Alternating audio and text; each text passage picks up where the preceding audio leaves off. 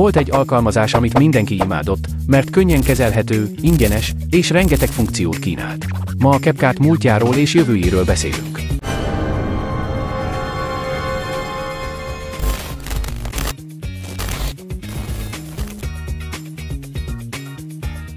A CapCutot a ByteDance nevű kínai technológiai vállalat fejlesztette, ugyanaz a cég, amely a TikTok mögött is áll. Az alkalmazás célja egyszerű volt. Könnyen elérhetővé tenni a videószerkesztést bárki számára. Az alkalmazás hatalmas népszerűségre tett szert, köszönhetően az intuitív felületének és a rengeteg ingyenes funkciónak.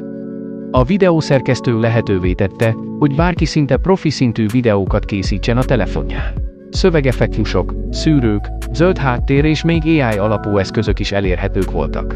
Az ingyenessége miatt különösen népszerűvé vált, de ami igazán kiemelte a konkurencia közül, az a használhatóság volt. De az utóbbi időben valami megváltozott. A CapCut egyre több funkcióját helyezte a Pro előfizetés mögé. Az olyan népszerű eszközök, mint a prémium szűrők vagy zenék, a vízjel elrejtése már csak havi díj ellenében érhetők el. Ilyenkor az ember már azt várja, hogy a következő frissítésben a mentés gombra is előfizetést kell kötni. Bár sokan csalódottak emiatt, érdemes kiemelni, hogy a CapCut Pro ára még mindig sokkal olcsóbb, mint a konkurenseké. Például, míg a CapCut Pro havi díja körülbelül $10, a Premiere Pro előfizetés akár $30 is lehet havonta, és még a DaVinci Resolve teljes verziója is $300 egyszeri kiadást igényel. A CapCut így a piacon az egyik legolcsóbb megoldás marad, különösen azoknak, akik csak hobbi szinten használják. Az ingyenesség volt a CapCut legnagyobb erőssége, és sokan érezhetik úgy, hogy ez a változás elvesz valamit az alkalmazás varázsából.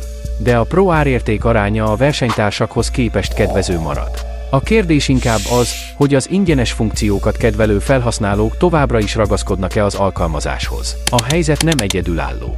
Sok alkalmazás hasonló modellt követett, és bár rövid távon ez bevételt generálhat, hosszú távon elveszítheti a felhasználók bizalmát. Az igazi kérdés az, hogy képes lesz-e megtartani a felhasználóit, vagy más ingyenes alternatívák fogják átvenni a helyét a jövőben.